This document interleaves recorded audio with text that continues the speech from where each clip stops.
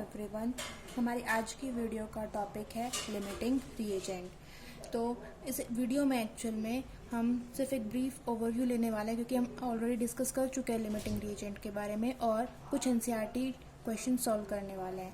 सबसे पहले हम बात करते हैं लिमिटिंग रिएजेंट की।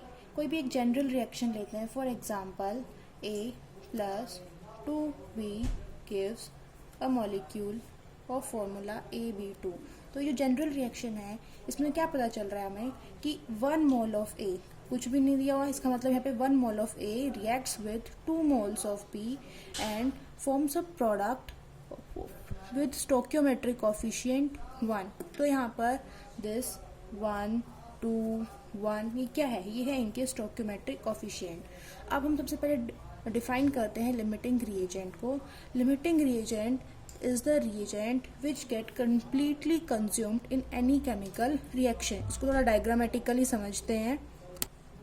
यहाँ पर ये जो 1, 2, 1 ये है, ये तो हमारा गिवन डाटा है जो हमारी बैलेंस्ड केमिकल इक्वेशन बताती है। लेकिन कई बार ये जो बैलेंस्ड केमिकल इक्वेशन है, इससे हमें ये डाटा है ऑलरेडी पता होना चाहिए, लेकिन जो क्वेश्चन है उसके अंदर हमें गिवन डाटा होता है। फॉर एग्जाम्पल एक जनरल क्वेश्चन लेते हैं।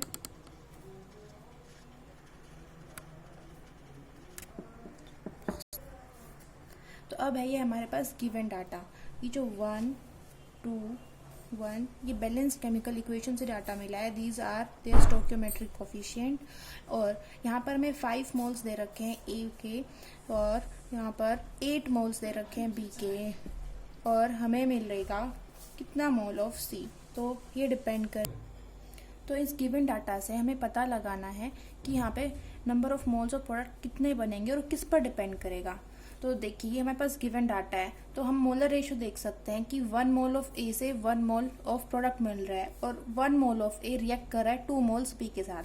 तो अगर इसको देखा जाए तो 5 मोल ऑफ ए से हमें मिलने चाहिए 5 moles of this final product. और अगर आप देखें बी को, तो 2 मोल्स ऑफ बी से मिल रहे हैं हमें 1 मोल ऑफ ए। तो इस हिसाब से कितने हैं हमारे पास? 8 मोल, यानी 2 से मिल रहा है 1 मोल, तो 8 से कितना मिलना चाहिए? जिसका जस्ट हाफ, यानी कि 4 मोल्स मिलने चाहिए।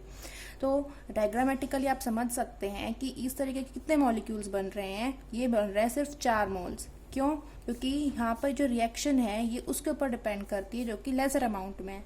तो एक बार के लिए आपको देखने से लग सकता है कि 8 मोल, 8 बड़ा खुद नंबर है 5 से, तो फिर इस हिसाब से रिएक्शन डिपेंड करनी चाहिए थी ए के ऊपर, पर नहीं। हमें देखना है इनका stoichiometric ratio in balanced chemical equation, और इससे हमें पता चलता है कि B is the limiting reagent, क्योंकि बी कंप्लीटली कंज्यूम हो रहा है। तो limiting reagent is the one which gets completely consumed in any chemical reaction. और जो ए मॉलिक्यूल है उसका ये देखिए, एक 1 मोल बच गया है, ये अनरिएक्टेड फॉर्म में। दिस वन इज अनरिएक्टेड, और जो अनरिएक्टेड फॉर्म है उसी को हम क्या बोल देते हैं? उस वाले रिएक्टेंट को हम बोल देते हैं एक्सेस रिएक्टेंट और reagent. This one is excess reagent, and this reagent which get completely consumed in this reaction is called limiting reagent. तो अब अगर हमें ये समझ में आ गया है लिमिटिंग रिएजेंट, तो फिर अब हम एनसीईआरटी क्वेश्चन को कर सकते हैं। तो सबसे पहले हम एनसीईआरटी का क्वेश्चन लेते हैं। ये है question number 23 of NCERT exercise. इसमें गिवन है 1 mole of A reacts with 1 mole of B to form 1 mole of product. ध्यान दीजिए, मैंने बोला 1 mole of A reacts with 1 mole of B, या फिर हम इसको बोल सकते हैं 1 atom of A reacts with 1 molecule of B, या फिर हम इसको ये भी बोल सकते हैं 1 atom of A reacts with 2 atoms of B. अब क्वेश्चन की तरफ पढ़ते हैं। इसमें लिखा हुआ है in the given reaction identify the limiting reagent, और इसका फर्स्ट पार्ट है 300 atoms of A reacts with 200 molecules of B. तो हम पहले देखेंगे हमें गिवन क्या है in the balanced chemical equation. यहाँ पर है 1 atom of A reacts with 1 molecule of B, तो इस हिसाब से 300 atoms of A should react with 300 molecules of B, लेकिन हमें गिवन कितने हैं? सिर्फ 200। तो जो कम होते अमाउंट में प्रेजेंट होता है that one is the limiting reagent, तो इसलिए यहाँ पर बी जो है यही limiting. Next question is 2 moles of A reacts with 3 moles of B. तो वापस सबसे पहले हमारा काम है, हम बैलेंस केमिकल इक्वेशन की तरफ जाएंगे। इस इक्वेशन से हमें पता चल रहा है 1 mole of A reacts with 1 mole of B, so 2 moles of A should react with 2 moles of B. लेकिन यहाँ पर हमें गिवन है 3 मोल्स, इसका मतलब ये क्या है, बी है हमारे पास एक्सेस रिएजेंट और ए हो गया हमारा limiting reagent. A is your limiting reagent. Next है 100 atoms of A reacts with 100 molecules of B. तो इस क्वेश्चन में सेम वही हम इसका रिलेट करेंगे हमारी बैलेंस केमिकल इक्वेशन से। तो 1 atom of A reacts with 1 molecule of B, so 100 atom of A should react with 100 molecules of B, और गिवन भी यही है। इसका मतलब हमारे दोनों के दोनों रिएक्टेंट है वो कम्प्लीटली कंज्यूम हो जाएंगे रिएक्शन के अंदर, इसीलिए हम किसी एक रिएक्टेंट को लिमिटिंग रिएजेंट नहीं बोल सकते। तो इसके अंदर क्या हो जाएगा, no limiting reagent, because all of the reactant will be completely consumed in this reaction to form product. अब हमारा नेक्स्ट क्वेश्चन, इस क्वेश्चन के अंदर हमें गिवन है 5 moles of A. So as per balance chemical equation 5 moles of A should react with 5 moles of B, लेकिन हमें given कितने हैं, ओनली 2.5। इसका मतलब बी कम है, so B is the limiting reagent. इसके अंदर हमें गिवन है 2.5 moles of A reacts with 5 moles of B, so 2.5 moles of A should react with 2.5 moles of B, लेकिन गिवन है 5। इसका मतलब बी हमारा एक्सेस रिएजेंट है और ए हमारा क्या हो जाएगा, लिमिटिंग रिएजेंट। तो ये था question number 23 of NCERT exercise. Next is question number 4 of NCERT exercise. So question में given है calculate amount of CO2 that could be produced from 1 mole of carbon when 1 mole of carbon is burned in air। तो हमारे पास already given है कि 1 mole carbon का है, air के अंदर बर्निंग हुई है, इसका मतलब कंबशन रिएक्शन की बात कर रहा है। इसका मतलब इसकी हम रिएक्शन कराएंगे ऑक्सीजन के साथ टू प्रोड्यूस CO2। तो हमारा फर्स्ट स्टेप होता है to write a balanced chemical equation. तो देखते हैं, हम चेक कर लेते हैं क्या हमारी इक्वेशन बैलेंस्ड है। Yes, it is already balanced. Now question में पहले ही दे रखा है कि 1 मोल ऑफ कार्बन अगर रिएक्ट करेगा तो कितना मोल कार्बन डाइऑक्साइड का बनेगा। तो दिस इज ऑलरेडी 1 मोल और इससे हमें CO2 कितना मिल रहा है, 1 मोल मिल रहा है। और 1 मोल CO2 का मास कितना हो जाएगा, 12 कार्बन का और 16 2 32, तो टोटल हो जाएगा हमारा 44 ग्राम CO2 मिल रहा है हमें किसने, 1 मोल का मतलब 12 ग्राम कार्बन से। और ऑक्सीजन कितना रिएक्ट कर रहा है इसके अंदर, अगर ऑक्सीजन सफिशिएंट अमाउंट में यानी कि 32 ग्राम ऑक्सीजन रिएक्ट करेगा तब जाकर हमें मिलेगा 44 ग्राम ऑफ कार्बन। चलिए, ये तो हो गया हमारा first part. Second is when 1 mole of carbon is burned in 16 gram of oxygen. ये हमारी 44 ग्राम CO2 कब बन रहा था, जब हमारे पास ऑक्सीजन सफिशिएंट अमाउंट में था, ऑक्सीजन लिमिटिंग रिएजेंट नहीं था। पर इस बार बोला गया है कि कार्बन का तो 1 मोल ही है, 1 मोल मीन्स 12 ग्राम है, लेकिन इस बार ऑक्सीजन 16 ग्राम है। तो हमारे पास दो मेथड है, या तो हम क्या करें, इसको सीधा सीधा मास रिलेशनशिप से कंपेयर कर सकते हैं कि यहाँ पर 32 ग्राम रिएक्ट कर रहा था तब जाके हमें 44 ग्राम मिल रहा था, लेकिन अगर आपने ऑक्सीजन का मास 16 ग्राम रखा है तो फिर हम क्या करेंगे, इसको 16 ग्राम ऑक्सीजन कितने के साथ कंबाइन करेगा, मींस 32 ग्राम ऑक्सीजन रिएक्ट कर रहा है कितने के साथ, 12 ग्राम कार्बन के साथ। ठीक है, तो 1 ग्राम कितने के साथ करेगा, 1 ग्राम ऑक्सीजन कितने के साथ करेगा, 12/32, और 16 ग्राम कितने के साथ करेगा, तो इसको हम किससे मल्टीप्लाई कर देंगे, 16 से। तो हमें ये पता चल जाएगा कि कितने ग्राम कार्बन के साथ रिएक्ट करेगा। बट क्वेश्चन क्या है, क्वेश्चन है कि CO2 कितना प्रोड्यूस होगा। तो सिमिलर रिलेशनशिप हम कर लेंगे in terms of CO2 produce. ठीक है, तो हमें पता है कि 32 ग्राम ऑक्सीजन से मिल रहा है हमें 44 ग्राम, 32 ग्राम ऑक्सीजन से हमें CO2 मिल रहा है 44 ग्राम। तो 1 ग्राम ऑक्सीजन से कितना मिलेगा हमें, 44/32, और हमारे पास 16 ग्राम अगर ऑक्सीजन दिया हुआ है यहाँ पर, तो 16 ग्राम से कितना मिलेगा, तो 44/32 इंटू में 16। ऐसा क्यों हुआ, क्योंकि यहाँ पर ऑक्सीजन है वो हमारा लिमिटिंग रिएजेंट था। ठीक है, तो हमें लिमिटिंग रिएजेंट को पहचानना आना चाहिए, तो तभी हम कर सकते हैं इस रिएक्शन को। इसका दूसरा अल्टरनेटिव मेथड क्या है, हम डायरेक्टली भी कंपेयर कर सकते हैं कि 32 ग्राम से मिल रहा है हमें 44 ग्राम, तो 16 ग्राम क्या है, जस्ट इसका हाफ है, तो फिर इसका हाफ, तो इसका मतलब सीधा 22 ग्राम मिल जाएगा। पर ऐसी अप्रोच हम कॉम्पिटिटिव एग्जाम में लगा सकते हैं। थियोरेटिकल अगर आपका जो नॉर्मल होता है आपका यूटीज, उसमें आपको पूरा एक्सप्लेन करना पड़ेगा। अच्छा, एक और काम कर सकते हैं, अगर अभी भी आपको लिमिटिंग रिएजेंट को फाइंड आउट करने में प्रॉब्लम हो रही है, तो हमारा फर्स्ट स्टेप क्या होगा कि हम सबसे पहले नंबर ऑफ मोल्स कैलकुलेट कर लेंगे। तो ये है हमारे पास given data from balance chemical equation, 1 mole of carbon react with 1 mole of oxygen and gives 1 mole of CO2। अगर हम मास में देखें तो मास रिलेशनशिप में 12 ग्राम कार्बन रिएक्ट कर रहा है 32 ग्राम ऑक्सीजन के साथ to produce 44 gram of carbon dioxide. अब हम वापस क्वेश्चन का सेकंड पार्ट अल्टरनेटिव मेथड से करने की अप्रोच रखें। तो देखिए 1 mole of carbon is burn in 16 gram of oxygen. तो यहाँ पे हम क्या करेंगे, जो मॉलिक्यूलर मास से डिवाइड करके नंबर ऑफ मोल्स निकालेंगे। तो हमारे नंबर ऑफ मोल्स निकालने का क्या फॉर्मूला होता है, that is equals to number of moles को हम एन से रिप्रेजेंट कर रहे हैं and it is equals to given mass upon molecular mass, given mass upon molecular mass. तो यहाँ पर हमारे पास गिवन मास दे रखा है ऑक्सीजन का 16 ग्राम, ठीक है। तो वही कर रहे हैं, हम निकाल रहे हैं number of moles of oxygen equals to given mass है 16 ग्राम और ऑक्सीजन का मॉलिक्यूलर मास है यहाँ पर 32 ग्राम। तो नंबर ऑफ मोल्स कितने आ जाएंगे यहाँ पर 0.5 मोल्स। और कार्बन के क्वेश्चन में दे रखे हैं 1 मोल ऑफ कार्बन है और यहाँ पर 16 ग्राम का मतलब क्या हो जाएगा, अभी अभी हमने कैलकुलेट किया है, दैट इज 0.5 मोल्स। तो सीधा सीधा है कि 1 मोल अगर कार्बन का है और ऑक्सीजन का 0.5 मोल है, तो लिमिटिंग रीजेंट क्या होगा, the one which is present in lesser amount and that is oxygen. क्योंकि 0.5 मोल ऑक्सीजन है तो वो 0.5 मोल ऑफ कार्बन के साथ रिएक्ट करेगा और 0.5 मोल CO2 प्रोड्यूस करेगा।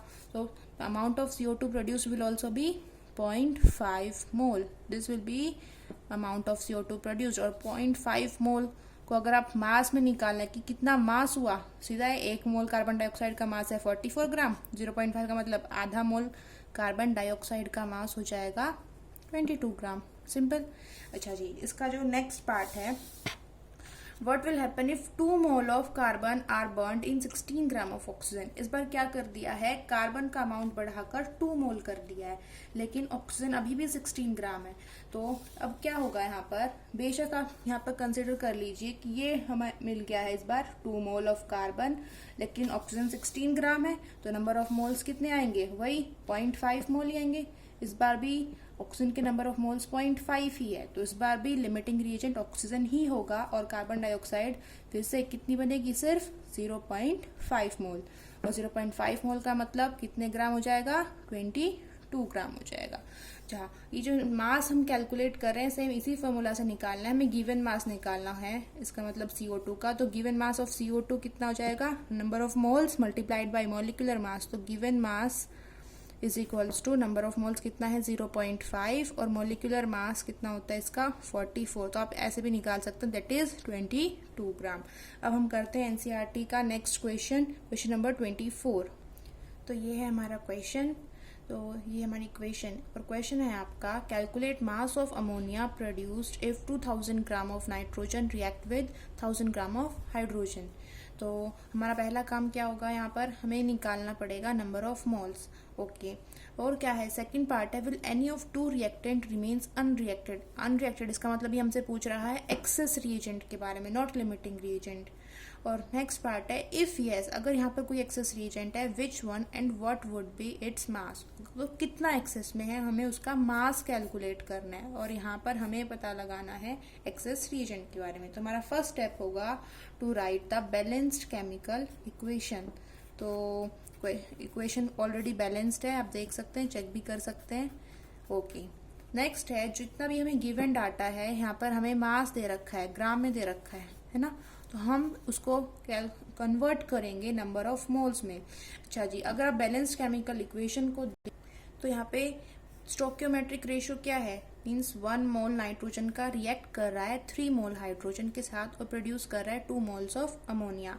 अब ये तो हो गया हमारे पास given data from the balanced chemical equation. अब हमें निकालना है जो क्वेश्चन के अंदर डाटा है उससे number of moles, n is number of moles. तो हम सबसे पहले निकालते हैं यहाँ पर नाइट्रोजन के नंबर ऑफ मोल्स। तो नाइट्रोजन का मास दे रखा है, नंबर ऑफ मोल्स का फॉर्मूला क्या था, given mass upon molecular mass. तो नाइट्रोजन का गिवन मास है 2000 ग्राम और नाइट्रोजन का मॉलिक्यूलर मास 14 2 28 ग्राम होता है। ठीक है, तो यहाँ से ये वैल्यू आएगी 71.4 मोल्स। ऐसे ही हम हाइड्रोजन के लिए निकाल लेंगे। गिवन मास है हमारे पास 1000 ग्राम और हाइड्रोजन मॉलिक्यूल है तो इसका मॉलिक्यूलर मास कितना हो जाएगा 2। तो ये आ जाएगा हमारे पास 500 मोल्स ऑफ हाइड्रोजन। 500 मोल्स किसके हैं, ये हाइड्रोजन के हो गए, ये नाइट्रोजन के हो गए। अब देखिए जो हमारे पास डाटा है बैलेंस केमिकल इक्वेशन से, इससे हमें क्या पता चल रहा है, 1 मोल नाइट्रोजन का रिएक्ट कर रहा है 3 मोल हाइड्रोजन के साथ। तो 71.4 मोल्स ऑफ नाइट्रोजन कितने के साथ रिएक्ट करेंगे, 71.4 मोल कितने के साथ करेंगे, ये करेंगे 3 × 71.4 मोल, राइट। तो ये वैल्यू हो जाएगी हमारे पास 214.2 मोल्स। लेकिन हमारे पास है कितने, 500 मोल्स गिवन है, यूज कितने होंगे, सिर्फ 214। इसका मतलब हमारा जो हाइड्रोजन है यही है हमारा एक्सेस रिएजेंट। एक्सेस रिएजेंट क्या हो जाएगा हमारा, हाइड्रोजन। तो will any of the two reactant remain unreacted, yes. कौन है वो, हाइड्रोजन। कितना ज्यादा है, 214 मोल। लेकिन इसके अंदर पूछा हुआ है उसका मास कि कितना मास है। तो मास के लिए क्या करेंगे, सेम यही फॉर्मूला, हमें मास निकालने तो क्या करेंगे, नंबर ऑफ मोल्स को मल्टीप्लाई कर देंगे मॉलिक्यूलर मास से। तो ये लीजिए मास ऑफ हाइड्रोजन कितना हो जाएगा यहाँ से, तो मास ऑफ हाइड्रोजन अनरिएक्टेड, इसका फॉर्मूला क्या हो जाएगा, number of moles multiplied by molecular mass. तो नंबर ऑफ अनरिएक्टेड मोल्स हमें निकालने पड़ेंगे। तो 500 टोटल थे, यूज कितने हुए, 214। तो 500 माइनस 214.2, तो ये कितना आ जाएगा हमारा 285.8 मोल्स। तो ये है हाइड्रोजन के अनरिएक्टेड मोल्स। तो यहाँ से मास ऑफ हाइड्रोजन अनरिएक्टेड निकालने के लिए 285.8 मल्टीप्लाइड बाय इसका मॉलिक्यूलर मास कितना है हाइड्रोजन का, इट इज 2 ग्राम।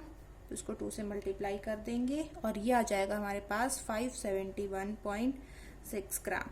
ओके, अब है calculate mass of ammonia produced if this much of nitrogen reacts with this much of hydrogen. अब देखिए यहाँ पर हमने लिमिटिंग रीजेंट का पता लगा लिया, nitrogen is the limiting reagent.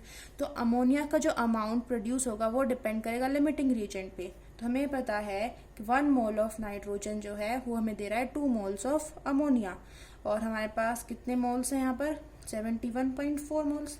तो 71.4 मोल्स ऑफ नाइट्रोजन कितने अमोनिया देगा, इट विल, 1 से मिल रहा है 2, इतने से कितने मिलेगा, 2 इंटू में 71.4 मोल्स। ये मिल जाएगा हमें amount of ammonia produced in terms of number of mole. तो ये आंसर आ जाएगा हमारा 142.8 मोल्स ऑफ अमोनिया। लेकिन क्वेश्चन में पूछा गया है मास की टर्म्स में, तो कोई बात नहीं, हम मास में कन्वर्ट कर सकते हैं। मास का क्या होता है, निकालने के लिए क्या करेंगे, नंबर ऑफ मोल्स को मल्टीप्लाई कर देंगे हम मॉलिक्यूलर मास से। तो अमोनिया का मॉलिक्यूलर मास कितना होता है, 14 + 3 17। तो ये लीजिए, तो is equals to 142.8 multiplied by 17। और यहाँ पे आपका आंसर, ये आंसर आ जाएगा 428.6 ग्राम। बस यही हमने पूछा गया है। तो इस क्वेश्चन के अंदर किया क्या है, हमारा फर्स्ट स्टेप होता है हम एक बैलेंस्ड केमिकल इक्वेशन लिखेंगे और उनके स्टोइकियोमेट्रिक कोफिशिएंट से चेक करेंगे कि कितना अमाउंट कितने के साथ रिएक्ट करता है टू फॉर्म प्रोडक्ट। उसके बाद हम गिवन डाटा से चेक करेंगे। सबसे इजीएस्ट वे होता है कि हम नंबर ऑफ मोल्स में कन्वर्ट कर दे। तो हमने क्या किया, पहले ही उसको नंबर ऑफ मोल्स में कन्वर्ट कर दिया, जितना भी हमें मास गिवन था उसके नंबर ऑफ मोल्स बना दिए। उसके बाद हमने मोलर रेशियो को कंपेयर किया और पता लगाया कि यहाँ पर नाइट्रोजन लिमिटिंग रिएजेंट है और हाइड्रोजन एक्सेस रिएजेंट है। इसके बाद हमने क्या किया है, हाइड्रोजन को एक्स्ट्रा अमाउंट जो था उसका हमने नंबर ऑफ मोल्स कैलकुलेट किया और बाद में उसको मास में कन्वर्ट किया, क्योंकि क्वेश्चन ने मास पूछा था। अगर क्वेश्चन में मास नहीं पूछा हो जाता तो हम उसको मोल्स पर भी छोड़ सकते थे। सिमिलरली जब हमें ये पता चल गया कि nitrogen is the limiting reagent, तो हमें नाइट्रोजन के रिलेशन देखा अमोनिया के साथ 1:2 के अंदर। तो means 1 mole nitrogen 2 moles of ammonia produce कर रहा है, तो 71.4 mole of nitrogen 2 into this amount इतना प्रोड्यूस करेगा। इसके बाद फिर से हमने मोल को कन्वर्ट कर दिया मास में, क्योंकि क्वेश्चन में हमें मास पूछा हुआ था। हम इसको डायरेक्टली मास रिलेशनशिप से भी कर सकते थे, बट मुझे ये ज़्यादा रिलायबल लगता है। आई होप आपको ये वीडियो में सब क्लियर हो गया होगा लिमिटिंग रिएजेंट का टॉपिक।